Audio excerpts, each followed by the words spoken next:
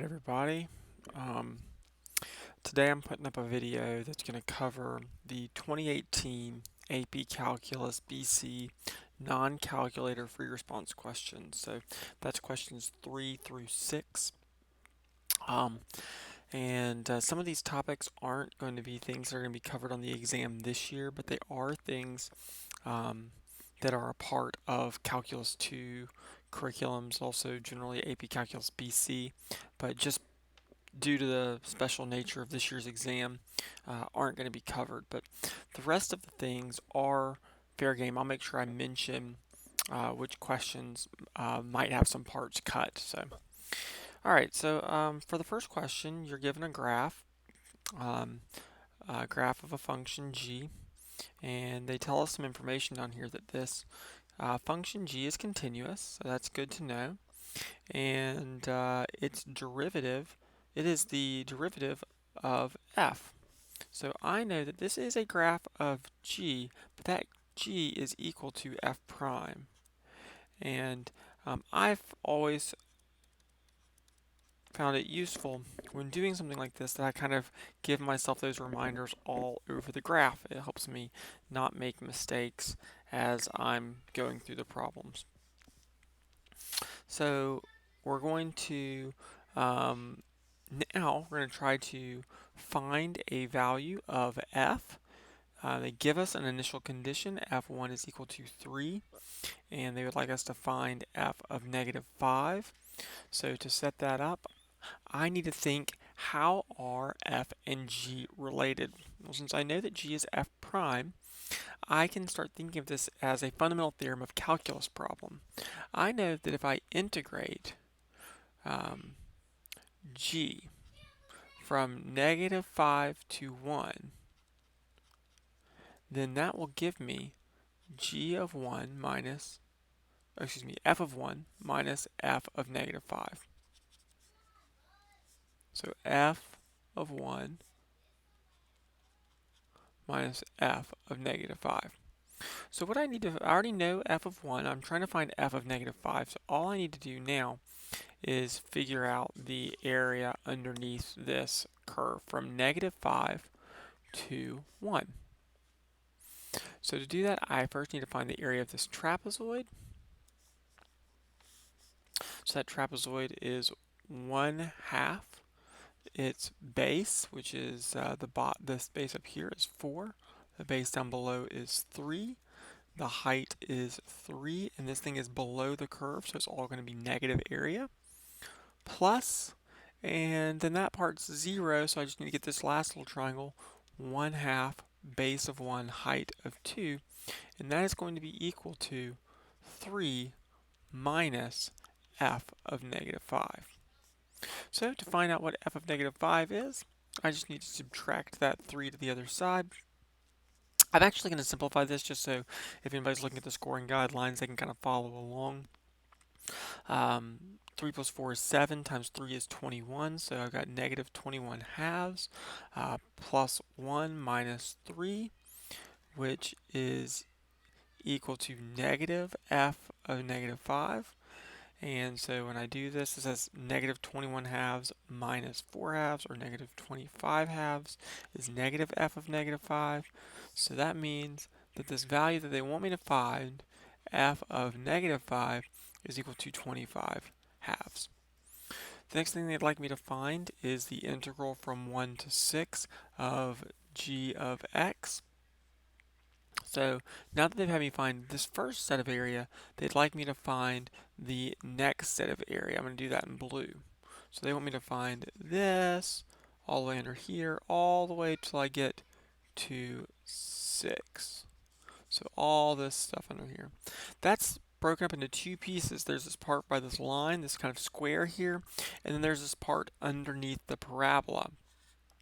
So to find this, you need to know that that is equal to the integral from 1 to 3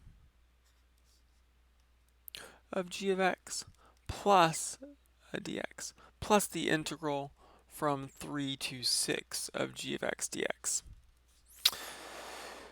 The integral from 1 to 3 is the, I believe it was a 2 by 2, yep, square, plus now I'm going to need to actually integrate the function that they gave me that represents this part. And they said g of x from 3 to 6 is represented by this parabola, 2 times x minus 4 squared.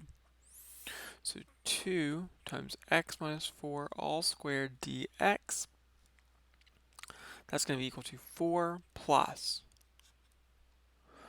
let's see, 2/3 times x minus 4 all cubed, evaluated from 3 to 6, or 4 plus,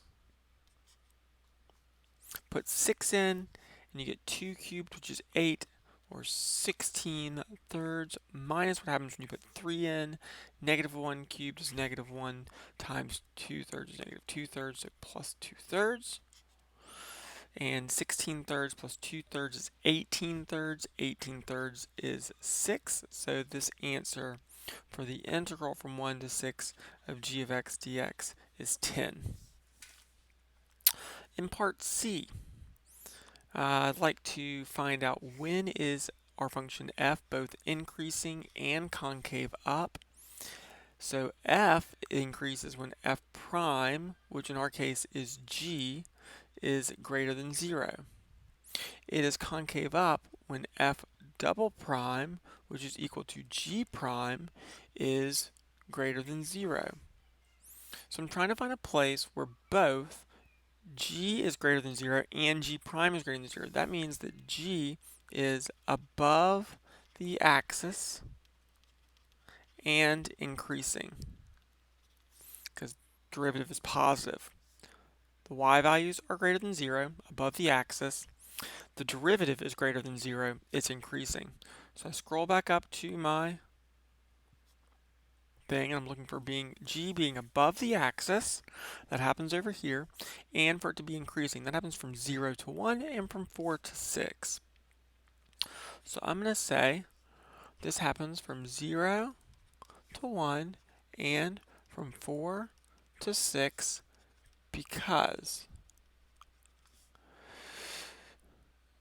f prime, which equals g, is greater than 0, and f double prime, which equals g prime, is greater than 0 on these intervals.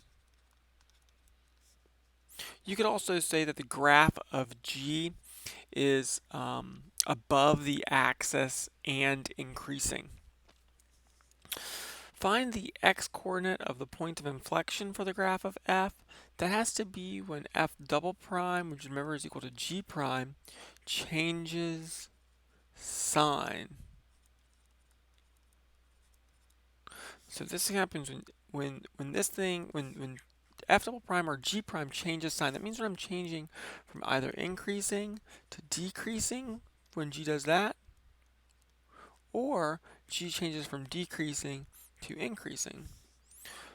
So I'm going to look for a place where it changes. So that g first is flat, then it increases, then it's flat, then it increases, then it's flat, then it decreases, up, then it increases right here at 4. So this happens when x is equal to 4 because f double prime, which equals to g prime, changes sign. Or if you want to be really more particular, you could say it's because g changes from decreasing to increasing. Whoa.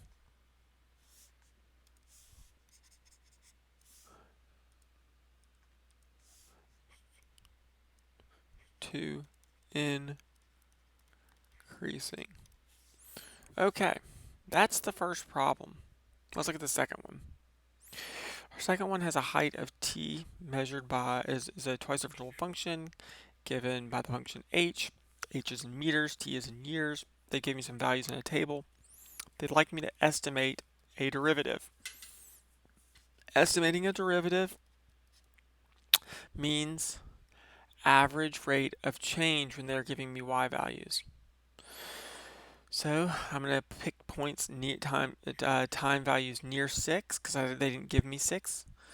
So I'm going to say h of 7 minus h of 5 all over 7 minus 5, which is 11 minus 6 all over 2, or 5 halves meters per year. The interpretation of this in the context of the problem is that at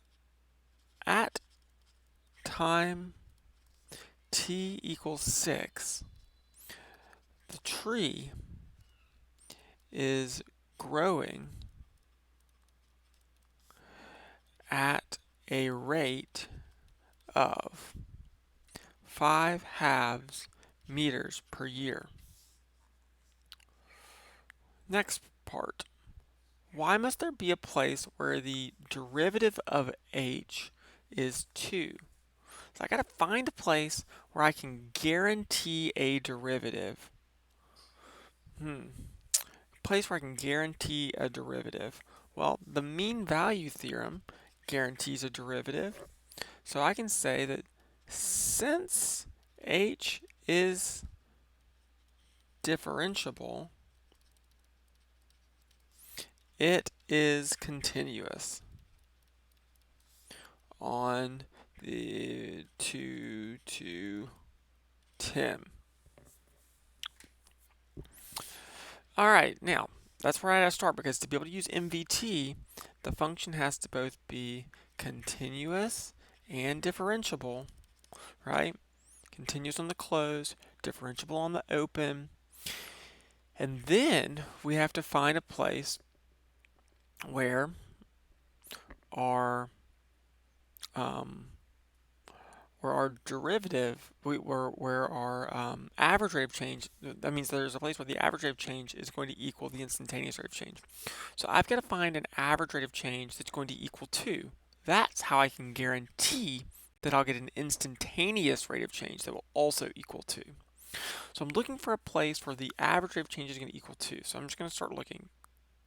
I'm not going to be able to take a half of a meter and divide it by 1 and get 2. Not happening. What about 4 divided by 2? Ah, yes it is. So there it is.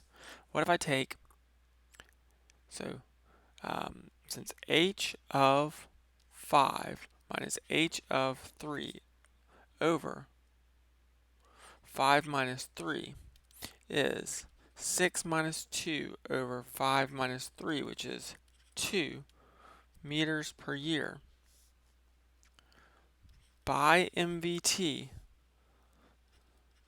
there must exist a time t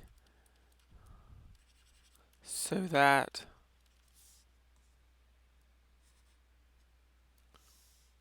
how about on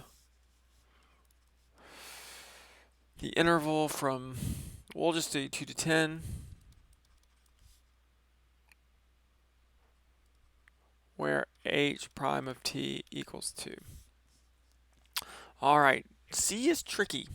Then I'm going to use a trapezoidal sum to approximate, and you're like, trapezoidal sums aren't hard, Mr. Daniel, but they are hard because I'm trying to approximate the average height of the tree. And to remember that, you need to remember that to find average, it's 1 over b minus a, the integral from a to b of f of x dx. And when we do our trapezoidal sum, what we're finding is just the integral part. So what I have to remember is to find the average height of the tree, I'm going to have to add in this extra part. 1 over 10 minus 2 integral from 2 to 10 of h of t dt. That is going to be 1/8, and then I'm going to do my trapezoidal sum. The thing that people forget is the 1/8. All right, trapezoidal sum, just kind of as a reminder, when I do mine, I like to just go ahead and draw these trapezoids. So here's 2, 3, 5, 7, and 10. I know this is silly, guys, but this is at 1.5. This one's at 2. this one's at 6, this one's at 11, this one's at 15. It just helps me to see the individual trapezoids, not to scale. And then I'm going to draw the area. I need 4 trapezoids here, and I need to make sure I'm paying attention to all of their individual values because these widths are not equal. These widths are changing. And since these widths are changing, I need to make sure I'm changing them in my trapezoidal formula. Okay, whoa. So this is 1/2 base 1, which I think is 1.5 plus 2, times that width, which I think is 1. Yep. Plus 1/2, 2 plus, I think the next one is 6. And the width in this case is 2. I think it goes from 3 to 5. Yep.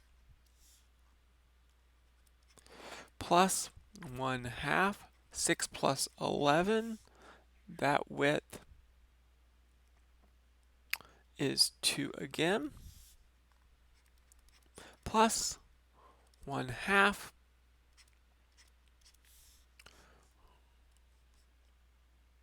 11 plus 15 times a width of 3. And what's that all going to be in? Meters. I am not going to simplify this, guys, and on the AP exam, there's no way you can convince me to simplify this. I'm not going to take the time to do all that math and probably make a mistake. All right, let's come down to the last one. Again, this problem is very interesting. All of this stuff is AB material, but they really threw a lot into it, and a lot of stuff that would trip some people up. So if you know some people in AB Cal, this might be a really good problem for them to look at to study for some stuff that that may be on their exam. I know some accumulation stuff's not on there, but a lot of this other stuff probably is. So height of a tree modeled by the function g is 100x over 1 plus x, the diameter of the base of the tree. When the tree is 50 meters tall, the diameter of the base of the tree is increasing at a rate of 0.3 meters per year. They're telling me which they said 50 meters tall, when g, which is the height of the tree is modeled by g. When g is equal to 50 meters, the diameter, x is the diameter, dx dt is equal to 0.03 meters per year. According to this model, what is the rate? They want me to find the rate of change of a height. They want me to find dg dt.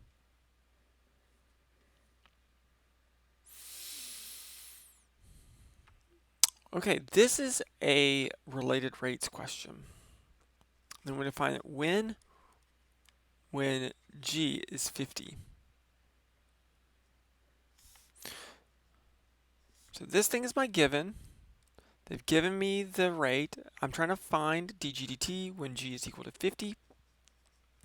I've been given my equation. So if I start taking the derivatives, which is what I'm going to do, dg dt is going to be equal to, this is a quotient rule problem, low, d high, 100, it'd be dx dt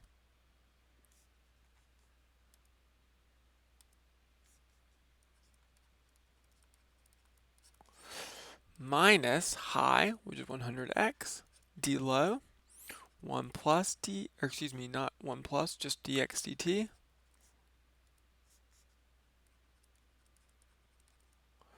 all over the low squared, 1 plus x all squared.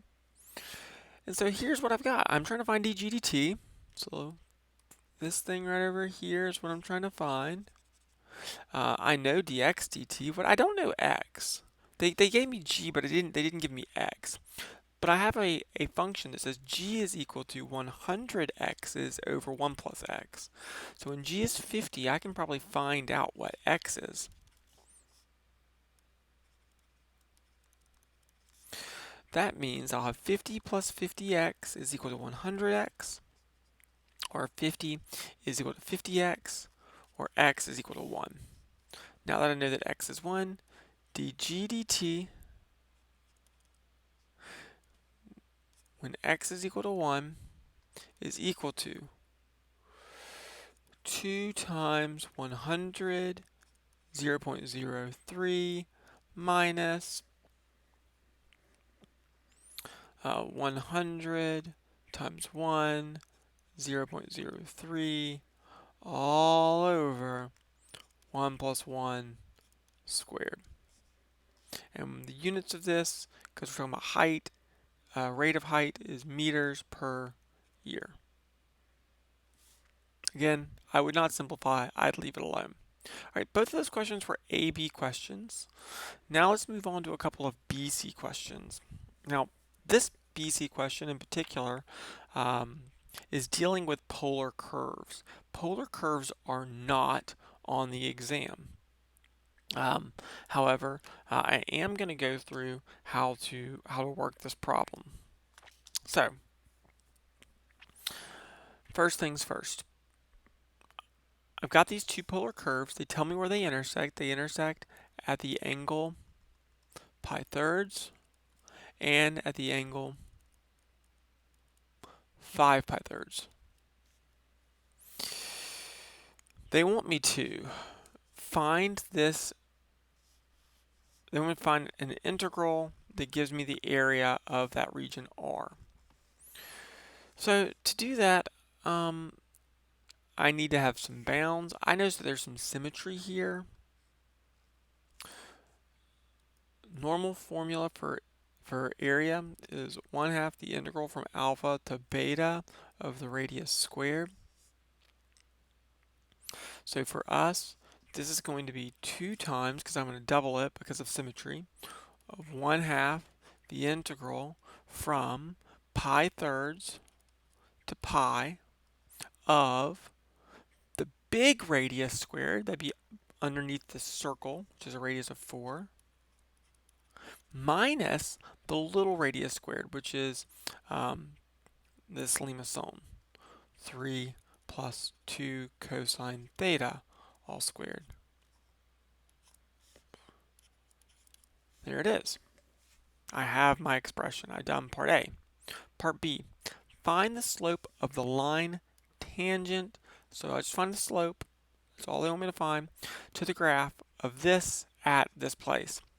Slope in polar curves. So let's talk about this. This is a topic that, again, not on the AP exam this year, but so if I want to get to dy dx, what I have to do is find dy d theta and put it over dx d theta. But to get this thing, they didn't give me x and y stuff for me to take the derivative with respect to theta. So what I have to do is basically convert this into two different rectangular equations, basically some parametric equations from the polar. So I'm going to say that y is equal to r sine theta, and my x is equal to r cosine theta. Those of you who've taken physics this year, or those of you who remember any polar stuff from pre-cal, these should be familiar formulas to you, okay, in terms of finding x and y components. So y is going to be equal to 3 plus 2 cosine theta times sine theta. X is going to be equal to 3 plus 2 cosine theta times cosine theta. And what I want to do is take the derivative of these two things with respect to theta. So dy d theta is going to be equal to negative 2 sine theta plus 3 plus 2 cosine theta cosine theta. dx d theta is, take the derivative of the first thing, get negative 2 sine theta times cosine theta plus 3 plus 2 cosine theta times negative sine theta. Again, how do I find this thing? I take my dy d theta, I divide it by my dx d theta. So dy dx, when theta is equal to pi halves, is just those two things divided by each other and plugging in pi halves. I know that sine of pi halves is 1. I know that cosine of pi halves is 0. It's going to really help me out with a lot of this math. Basically, I have negative 2 times 1 plus 3 plus 0 times 0 in the numerator. In the denominator, I have 0 down here because of the cosine here. And I have plus 3 plus 0 times negative 1. So basically I end up with negative 2 over negative 3, which is 2/3. There is the slope of the line tangent to that graph. Again, none of that stuff in there was technically hard. You had to know some equations. After that, a lot of the math itself kind of worked itself out. Next, particle moving along a curve. The particle moves in such a way so that its distance between the particle and the origin. What is that? That is dr dt. Increases at a constant rate of 3 units per second. So they're telling me dr dt is 3. Find the rate at which theta changes with respect. So they want me to find d theta dt. So to do this, I'm going to take my equation r is equal to 3 plus 2 cosine theta, and I'm going to take its derivative with respect to time. That gives me dr dt is equal to negative 2 sine of theta d theta dt. When I put in dr dt is 3, and theta is equal to pi thirds,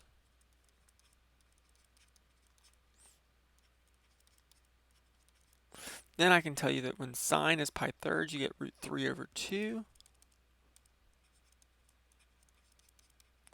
or d theta dt is equal to 3 over negative root 3 radians per second.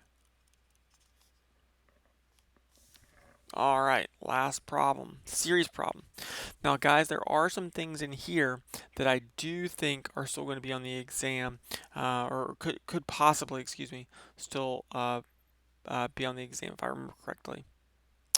Oh no, wait, they took out that. Let's see. Nothing directly, but this is some stuff we covered in my class, so we're going to go through it anyway. Write the first 4 non-zero terms in the general term for f. They gave me the Maclaurin series for natural log of 1 plus x. This is a function f that's similar to the natural log of 1 plus x. Since the natural log of 1 plus x is equal to x minus x squared over 2 plus x cubed over 3 minus x to the fourth over 4 plus negative 1 to the n plus 1 x to the n over n, then I know that the natural log of 1 plus x cubed, that's one of my changes, is going to be equal to what happens when I just replace my x's with x over 3's. So this would be x squared. When I square the 3, I'll get 9 times 2, which is 18, plus, again, take x over 3 into here and cube it. They give me x cubed over 27. 27 times 3 is 81. Minus, again, when I take x over 3 and raise to the fourth power, that gives me 81. So x to the fourth over 324. Hope that math's right.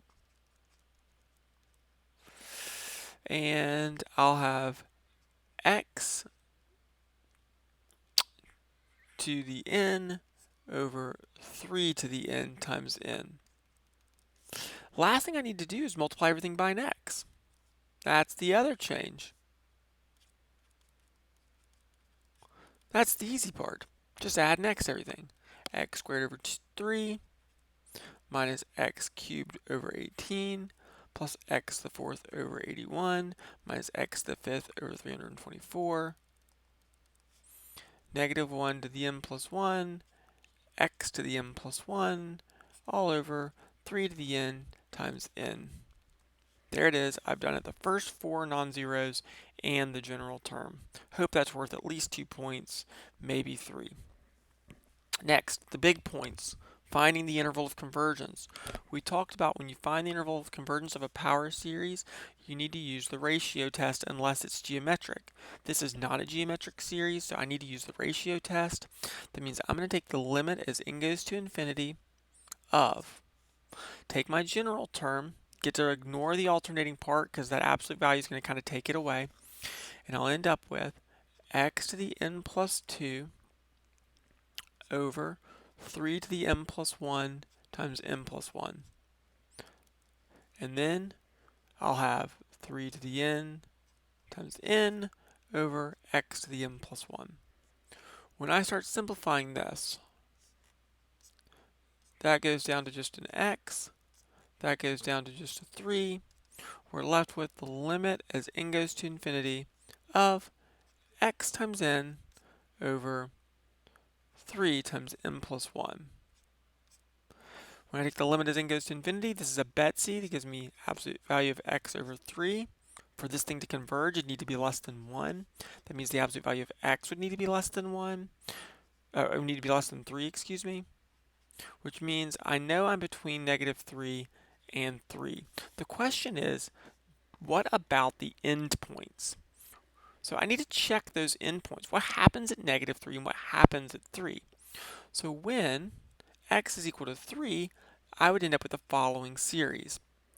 I'd end up with a series that looks like this. Take my general term, negative 1 to the n plus 1, and replace the x with 3.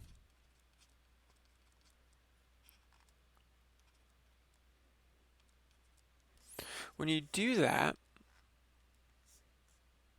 these cancel out into a 3, and you end up with a series of negative 1 to the n plus 1, 3 over n. This is the alternating harmonic, or at least it's basically the alternating harmonic, which converges.